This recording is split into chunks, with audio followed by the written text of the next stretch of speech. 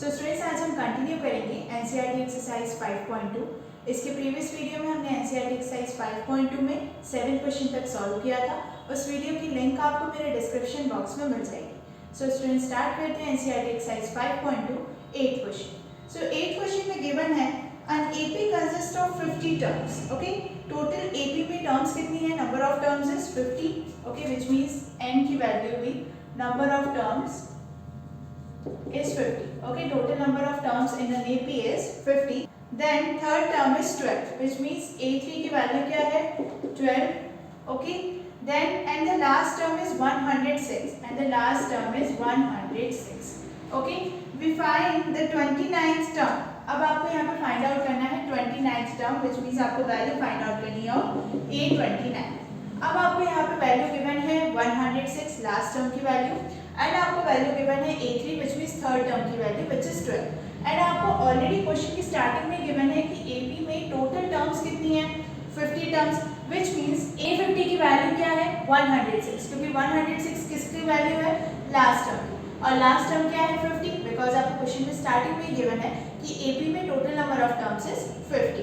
Okay, so the value of A50 is 106 and the value of A3 is 12। अब इन दोनों की equations form करते हैं with the help of nth term formula. Okay, so A50 के लिए क्या होगा formula? A plus 50 minus 1 D। Okay, D आपको कॉमन डिफरेंस पता नहीं है, is equal to 106। Then A3 के लिए A plus 3 minus 1D is equal to 12 is equal to a plus n minus 1d।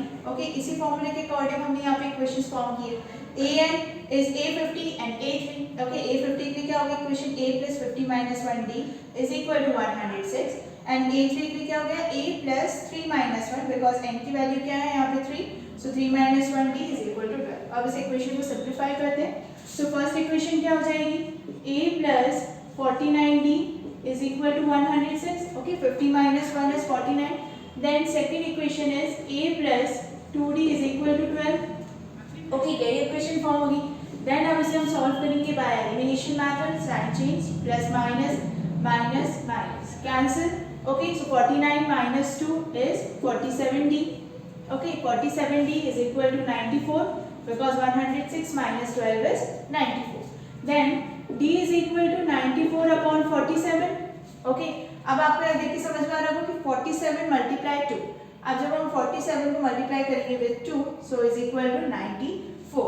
Okay, so 47 minus 47 and 47 2s are 94। So the common difference of an AP is 2। अब जब common difference which means d की value आ गई है, तो इस value को हम पुट करेंगे इन दोनों इक्वेशन में से भी किसी भी इक्वेशन में, और इजीली हम a की वैल्यू फाइंड आउट कर सकते हैं विच मींस फर्स्ट टर्म की value. So a plus 2d, suppose मैंने सेकेंड इक्वेशन ली, is equal to 12। a plus 2 into 2 is equal to 12।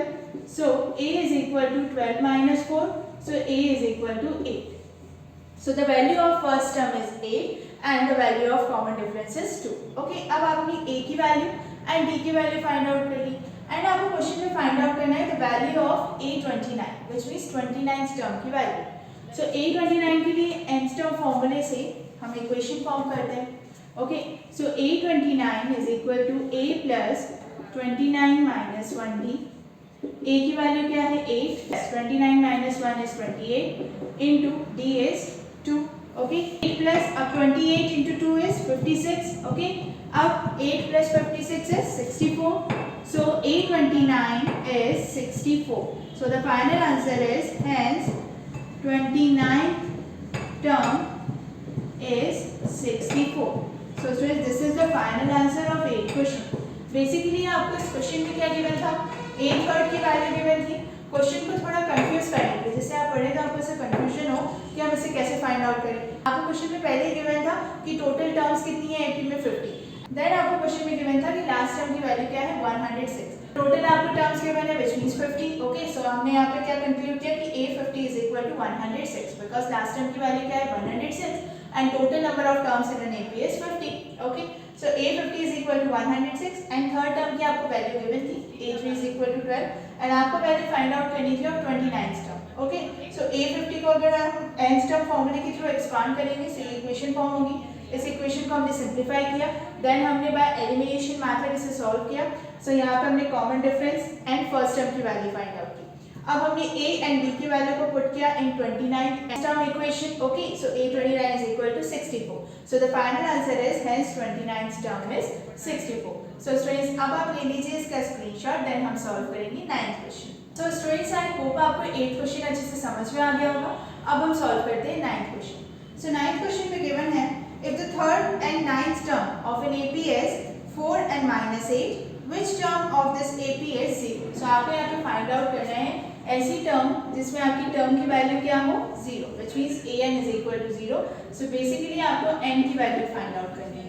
Okay, and आपको वैल्यू गिवन है of third term and 9th term. Okay, so a3 is equal to 4 and a9 is equal to -8. So basically दो terms की value given है, third term and 9th term. So a3 is equal to 4 and a9 is equal to -8.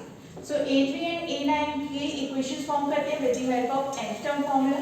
So nth term formula is an is equal to a plus n minus 1d. Okay, इस फॉर्मूले की help से हम third term and 9th term की equation form करेंगे। सो a3 के लिए equation क्या हो जाएगी, a plus 3 minus 1d is equal to 4. a9 के लिए equation a plus 9 minus 1d is equal to minus. So the equation is a plus 2d is equal to 4. First equation, then a plus 8d is equal to minus. Okay, अब इसे हम solve करते हैं with the help of elimination method. Sign change minus plus cancel out. Okay, so it becomes -60 plus minus minus is equal to 8 plus 4 is 12. So d is equal to -2. So the common difference of an AP is -2. अब value आ गई d की, so easily हम a which means first term की value find out कर सकते हैं। So d की जो वैल्यू है इसे हम पुट करेंगे in first equation. So the first equation is a plus 2d is equal to 4. So a plus 2 into -2, because the value of common difference is -2, is equal to 4. So a minus 4 is equal to 4. So a is equal to 8. So the value of first term is 8 and the common difference is -2. So आपको यहाँ पे value find out करनी है, आपको ऐसी term find out करनी है जिसकी वैल्यू क्या हो 0. Okay, which means an. So यहाँ पे आपको क्वेश्चन में गिवन है an is equal to 0. Okay, so 0 is equal to a which means 8 plus n minus 1 because आपको n की वैल्यू फाइंड आउट करनी है, d is -2. ओके, अब इसे हम सॉल्व करते हैं। so 0 equal to 8, अब यहाँ पे हम क्या करेंगे multiply. so -2 into n it becomes -2n minus minus plus, so +2 10 minus 2n and equal to में 0. okay, so -10 is equal to -2n. So n is equal to 5. Okay, which means इस AP की fifth term होगी जिसकी value क्या होगी 0. आपको यहाँ पे an की वैल्यू गिवन थी 0 एंड आपको value of term find out करनी थी कि कौन सी ऐसी टर्म होगी जिसकी वैल्यू क्या होगी 0. So fifth term in this an AP which having a value 0. Okay, so the final answer is hence fifth term of an AP its value is 0. Okay, आपको 9th क्वेश्चन में यही बताना था कि ऐसी कौन सी नंबर ऑफ टर्म है जिसकी वैल्यू क्या होगी 0. So fifth term of an AP it's the value is 0. Okay, so students, I hope आपको 9th क्वेश्चन अच्छे से समझ में आ गया होगा। अब आप ले लीजिए इसका स्क्रीनशॉट, देन हम सॉल्व करेंगे 10th question. Students, I hope आपको 9th क्वेश्चन अच्छे से समझ में आ गया होगा। अब हम सॉल्व करते हैं 10th question. So 10th question में गिवन है the 17th term of an AP. Okay, 17th term of an AP exist its 10th term by 7. Find the common difference, which means यहाँ पे आपको common difference d की value find out करनी है and आपको question में given है कि जो 17th टर्म है वो एग्जिस्ट मतलब greater than 10th term by 7. Okay, so a10 plus 7 is equal to a17. Okay, और यहाँ आपको वैल्यू फाइंड आउट करनी है of common difference which means d. So a17 को अगर विद द हेल्प ऑफ हम nth टर्म फॉर्मूला के through expand करते हैं, so the equation becomes a plus 16d. Okay, क्योंकि आपको nth टर्म का फॉर्मूला पता है a plus -1d is equal to a. Okay, अब जब a 17 है so a plus 17 minus 1d which becomes a plus 16d. Okay, a plus 16d is equal to a10 के लिए भी सिमिलरली यही होगा, so a plus 9d plus 7. Okay, अब इसे हम और सॉल्व करते हैं। so a plus 16d minus a minus 9d minus 7 is equal to 0. Right hand की सारी टर्म्स को हमने शिफ्ट कर दिया left hand side. So plus a minus a cancel. 16d minus 9d, so it becomes plus 7d minus 7 is equal to 0. Okay, so 7d is equal to 7, so d is equal to 1. So the common difference is 1. And आपको question में यही value find out करनी थी, common difference, which means d की value find out करनी थी. So the value of d is 1. So the final answer is hence the common difference of an AP series is 1. Okay, so common difference of an AP series is 1. So students, this is the final answer of 10th question. Basically आपको 10th question में 17th term given थी और आपको question में given था कि 17th term जो है वो 7 टाइम्स ग्रेटर है देन 10th टर्म. ओके, सो 8n plus 7 हो गया. देन आपने nth टर्म फॉर्मूले के अकॉर्डिंग इक्वेशंस फॉर्म करी. देन आपने फर्स्ट टर्म की वैल्यू आपको फाइंड आउट करने की जरूरत नहीं थी, आपको यहाँ पे बेसिकली वैल्यू किसकी फाइंड आउट करनी थी of common difference. So d is equal to 1. So the final answer is hence the common difference of an AP series is 1. So students, अब हम सॉल्व करते हैं 11th क्वेश्चन. ओके, क्योंकि 10th question में आपको सिर्फ कॉमन डिफरेंस फाइंड आउट करना था. सो 11th क्वेश्चन में आपको गिवन है which term of the AP. अब यहाँ पे आपको AP सीरीज गिवन है. So the AP series is 3, 15, 27, 39 and so on will be 132 more than its 54th term. Okay, 132 more than मतलब यहाँ पे आपको an की वैल्यू गिवन है 132.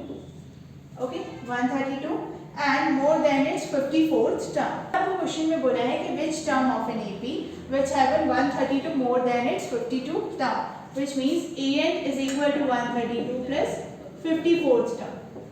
ओके, अगर हम इसे इक्वेशन फॉर्म में लिखेंगे, सो an is equal to 132 plus a54. Okay, 54th term which means a54. अब यहाँ पे हम अप्लाई करेंगे nth term formula. So an को तो हम एक्सपांड करेंगे with the help of nth term formula a plus n minus 1d.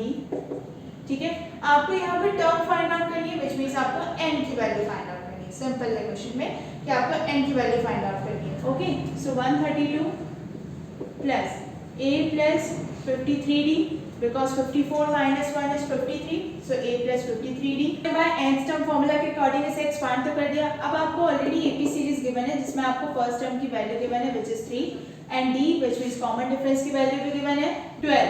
Okay, so common difference की वैल्यू एंड a की वैल्यू आपको गिवन है, सो ये वैल्यूज को हम पुट करेंगे in this equation. So 3 plus n minus 1 12 is equal to 132 plus 3 plus 53 into 12. Okay, अब आपको वैल्यू किसकी फाइंड आउट करनी है, n की. Okay, so n minus 1 12 is equal to 132 plus 3 plus 53 into 12 minus 3.